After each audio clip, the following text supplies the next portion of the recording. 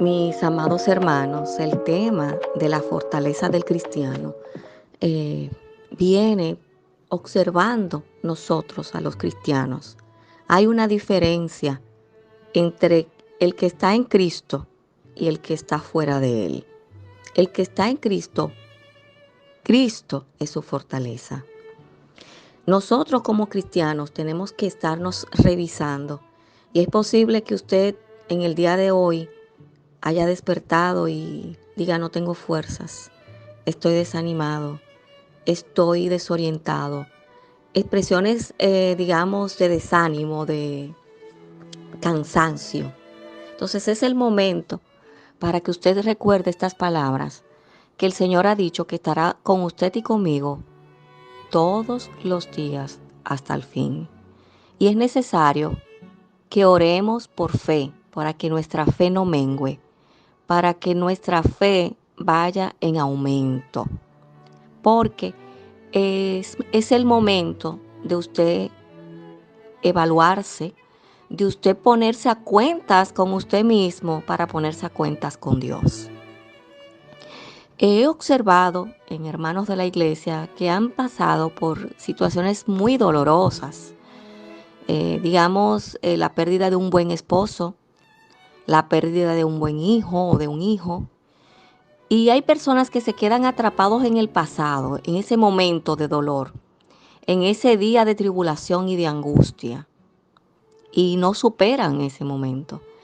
Pero cuando vemos que esas mismas cosas le suceden a los de Cristo, y vemos cómo siguen hacia adelante, y vemos cómo van caminando agarrados de la mano del Señor, uno pregunta, ¿y cuál es la diferencia entre un caso y el otro? Los dos han pasado por un proceso de dolor, pero el que está en Cristo se levanta.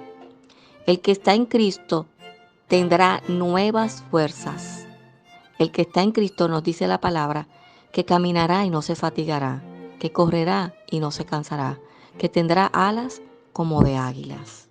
Y esto usted lo puede buscar, y yo sé que muchos de ustedes conocen esta palabra, que está en Isaías 40. Una palabra que está ahí para decirnos, mira, yo soy la fortaleza de los siglos. El que viene a mí no se cae porque yo soy el que lo sostengo. Y como le digo, usted mismo podrá ver en sus relacionados esto que yo le estoy estableciendo, de esa fortaleza que recibimos del Señor. Esa fortaleza que no nos la da ningún hombre, que no hay esperanza fuera de Dios. Y nosotros podemos decir que el Señor es nuestro ayudador. Y ver este cuadro de lo positivo y negativo, es decir, lo opuesto, del que está en Cristo y del que no está en Cristo. Hay veces que muchos de nosotros es juzgado diciendo, pero mira, se le murió el esposo y está igualita. Le murió el hijo, le pasó esta situación tan difícil y tú la ves o lo ves que está indiferente. Estaríamos juzgando porque nadie conoce el corazón del otro. Lo que sí podemos ver por los frutos, que esa persona pudo decir como Job, Jehová dio y Jehová quitó, sea el nombre de Dios bendito. Como decíamos en Isaías 40, versículo 31, dice, pero vamos a leerlo desde el 30. Los muchachos se fatigan y se cansan. Los jóvenes flaquean y caen.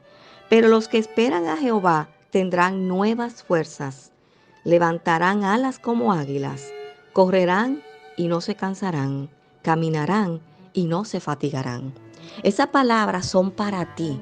Porque si los jóvenes dicen que se fatigan y se cansan, los muchachos y los jóvenes flaquean y caen, eso es lo normal. Eso es lo que nos pasa a todos.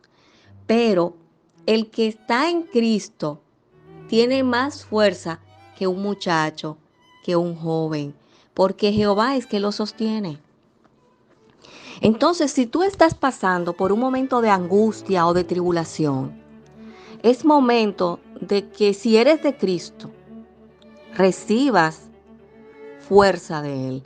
Que si eres de Cristo, esta es la prueba, recibe fortaleza de Él, porque su palabra se cumple.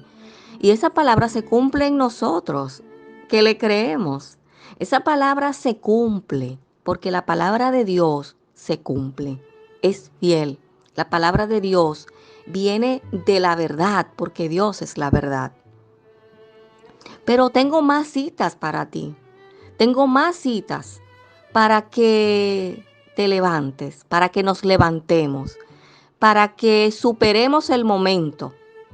Porque, como decía en la introducción, no es la voluntad de Dios que usted se quede atrapado en aquel momento del accidente, atrapado en aquel momento en que su matrimonio terminó, atrapado en aquel momento donde tuvo una pérdida, en que su conversación se remonta todo el tiempo a un pasado que el Señor permitió en sus propósitos, pero que el enemigo está aprovechando para derrotarte. Pero es ahí donde usted y yo tenemos que poner el carro, los que conocen carros que son mecánicos, en primera para que se suba, para que coja fuerza, para que arranque. Y ya no se justifica que usted esté atrapado, secuestrado por Satanás, porque usted le haya dado la llave de la puerta de su libertad. A libertad nos ha llamado el Señor. Y lo que Dios tiene para usted y para mí, nos dice su palabra, que es bien. Los pensamientos que Dios tiene acerca de nosotros son pensamientos para bien. De ahí que a quién le creo, a las acechanzas, maledicencias, mentiras de Satanás o a las promesas del Dios vivo, del Dios real, del Dios que lo ha hecho todo y que nos ha dicho en Efesios 3:10 que nos fortalezcamos en el poder de su fuerza. Porque esos ejemplos que le he compartido de personas que han superado el dolor porque están en Cristo, es dando buen testimonio de fe. Esas personas que yo observo, que han pasado por dificultades y que siguen caminando, sostenido en la gracia y la fortaleza del Señor, me edifican, me dan testimonio. Y ese testimonio te tiene también que replicar a ti para que tú digas, todo lo podemos en Cristo, que nos fortalece. Se puede, se puede. Se puede cambiar un día de luto por un día de luz, por un día de alegría, porque Él nos ha dicho en su palabra, Salmo 27, que ha cambiado nuestro lamento en baile. Y la voluntad de Dios es que nuestro rostro resplandezca. Dice la bendición sacerdotal: Jehová te bendiga y te guarde y haga resplandecer su rostro sobre ti. Y resplandecer nuestro rostro es el brillo, la gracia, el gozo del Señor en usted y en mí. No podemos testificar de las maravillas del Señor con un rostro de dolor, con un corazón en depresión, en fastidio, en sofoque, porque no estaríamos siendo esa representación del Espíritu Santo que habita en nosotros, que nos ha dicho en su palabra que un fruto del Espíritu Santo que ustedes pueden buscar en Gálatas 5, versículo 22, es el gozo. El gozo del Señor, también nos dice en Nehemías 8:10, es nuestra fortaleza. Que hay angustia, sí, pero Él dice que el Señor nos librará al justo de todas sus angustias. Tenemos muchas angustias, sí, pero también tenemos muchos placeres, muchos deleites. El Señor dice en el Salmo 34, deleítate a sí mismo en Jehová y Él concederá las peticiones de tu corazón. Entonces no podemos estar amarrados a mentiras. Hoy es día de libertad. Hoy es día de exhibir un fruto del Espíritu Santo, porque el fruto del Espíritu Santo es uno que se manifiesta de 9 formas. Y una de esas formas es el gozo.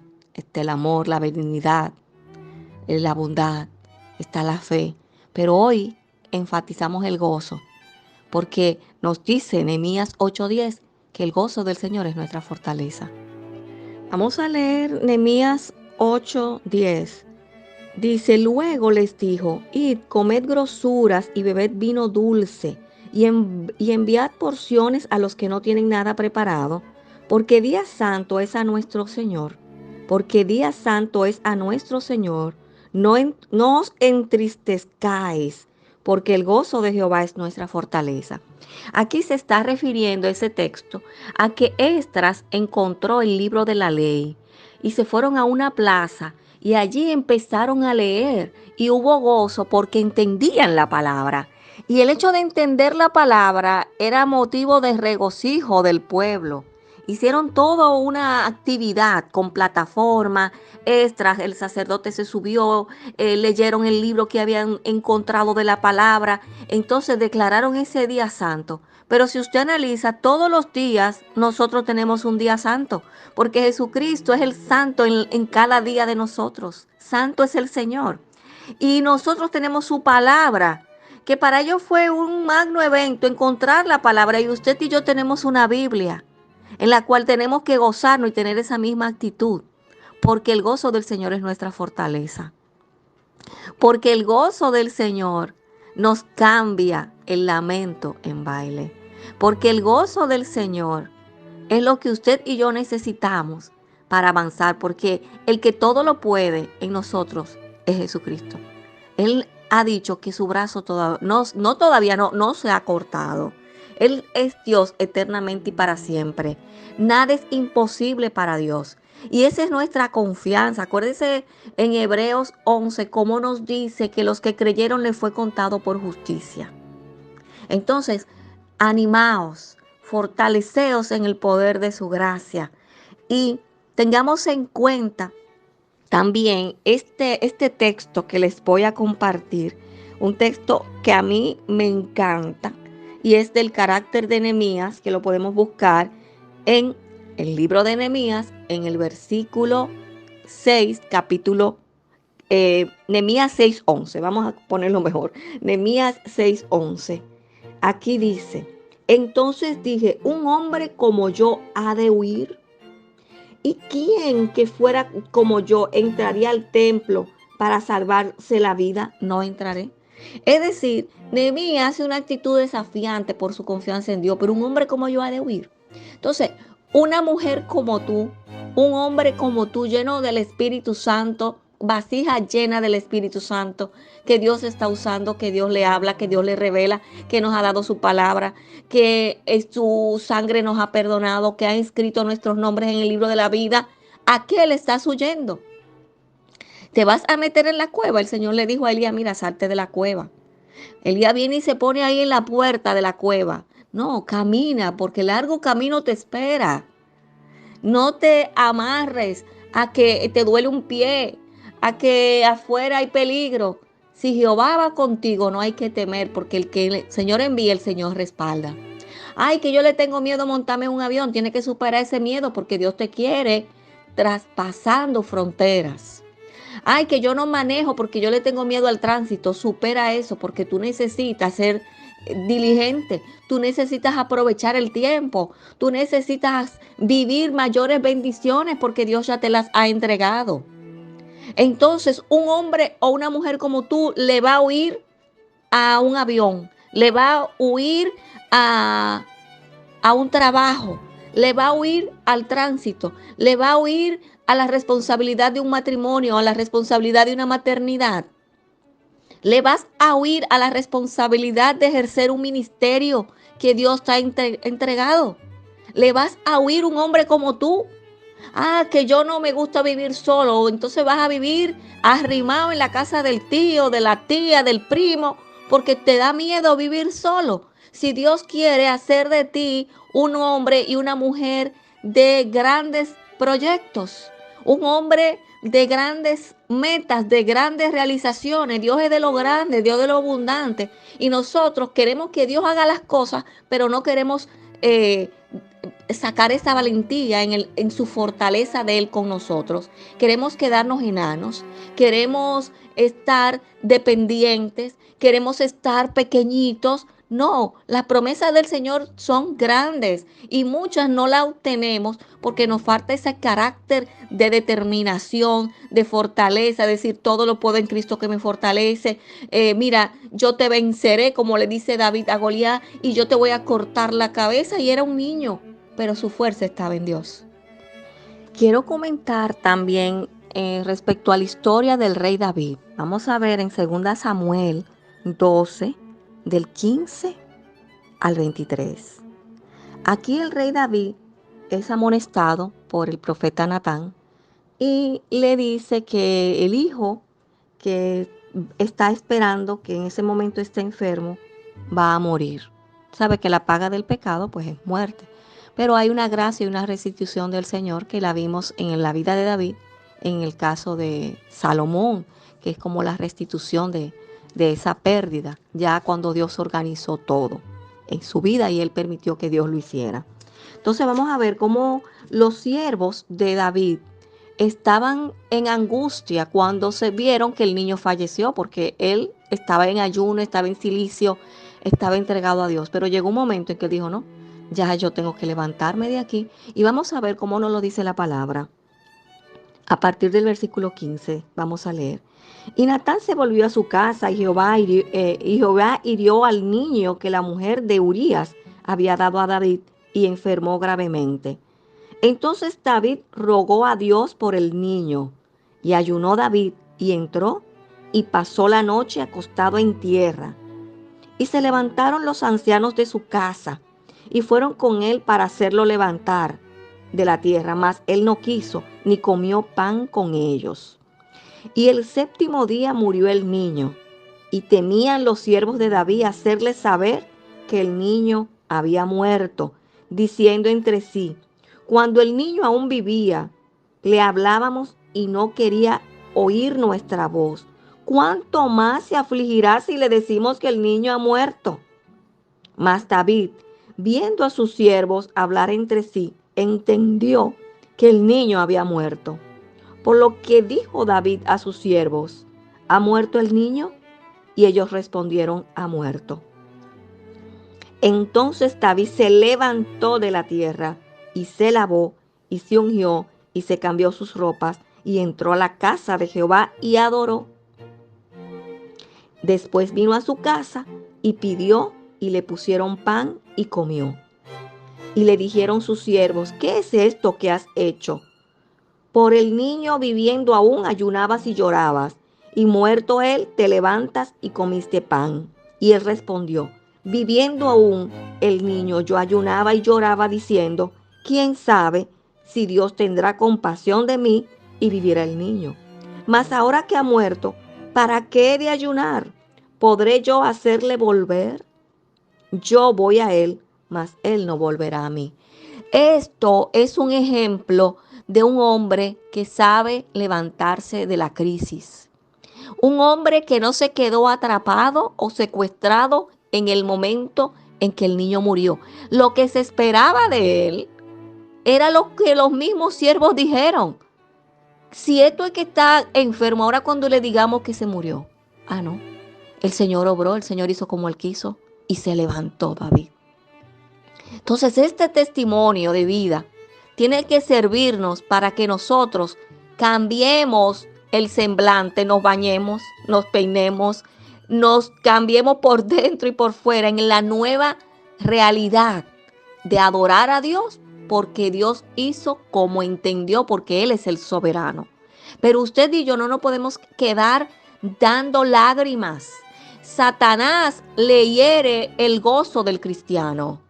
Satanás no resiste el gozo del cristiano porque es lo que lo afrenta, porque él quiere tener compañía en su tribulación eterna. Pero nosotros hoy tenemos que levantarnos confiados en que la voluntad de Dios es que usted y yo estemos alegres, gozosos, esperando su venida, viviendo que lo malo de todo lo que vemos alrededor nuestro es bueno porque nos anuncia que Cristo ya está a la puerta.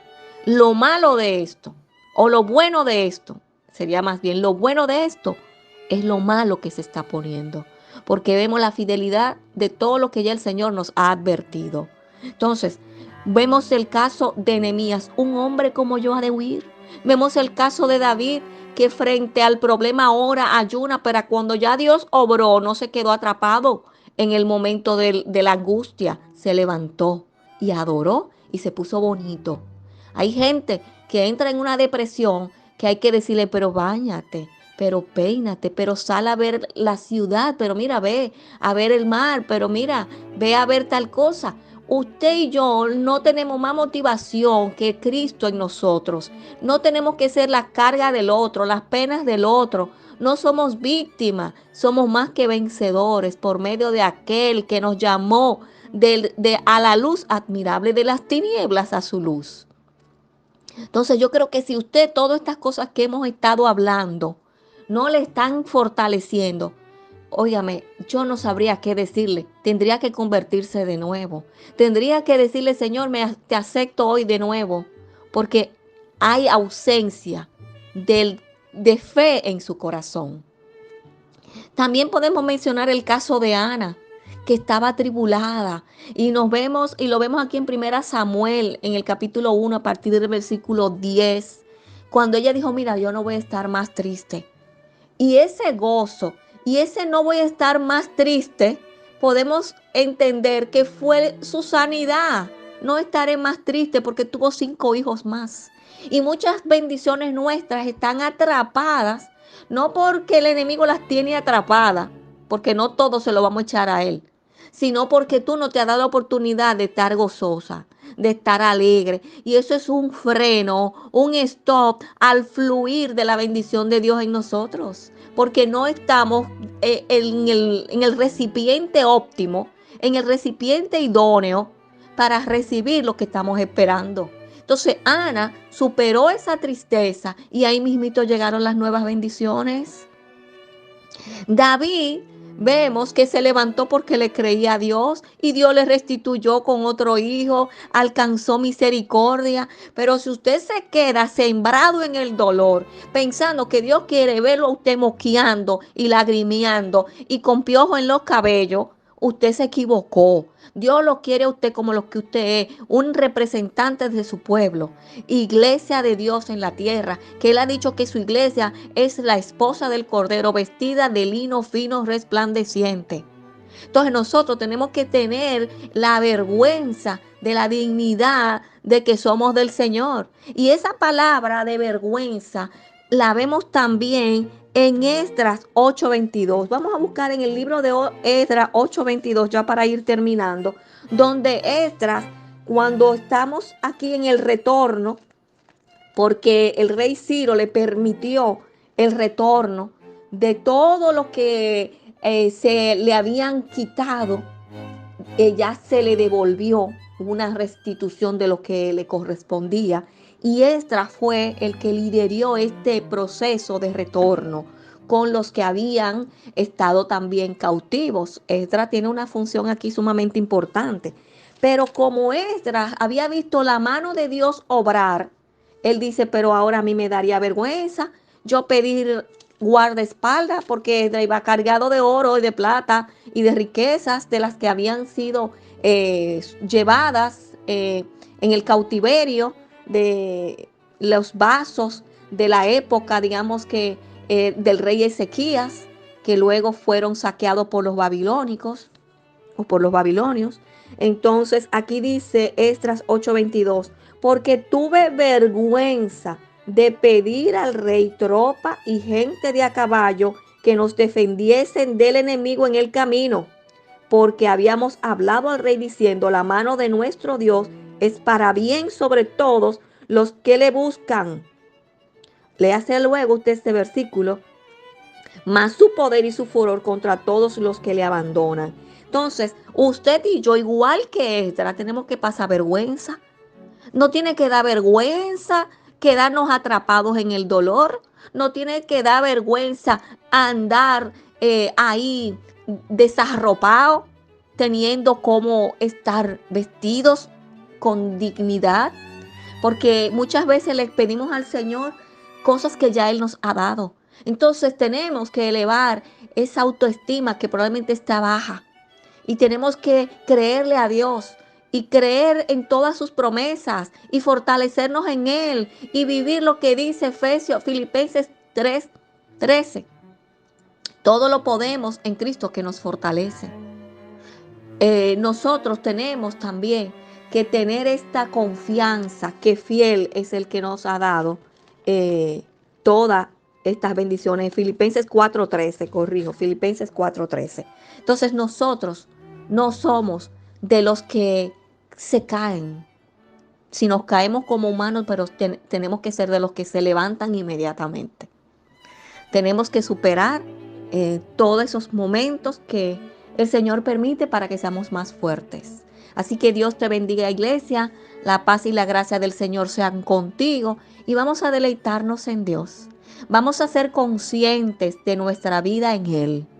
Vamos a ser conscientes de lo maravilloso que es ser la iglesia de Cristo en la tierra, que va caminando hacia la Nueva Jerusalén.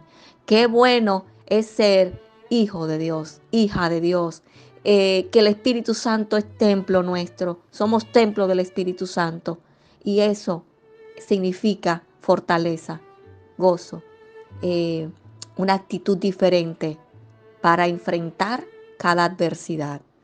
No podemos quedar atrapados en el pasado o en el momento adverso. Tenemos que levantarnos porque fiel es Dios. Y Dios te ama y nos ha dado grandes y maravillosas promesas. Así que pueblo, iglesia, fortaleceos en el Señor, en el poder de su fuerza. Muchas gracias y hasta aquí nuestra intervención.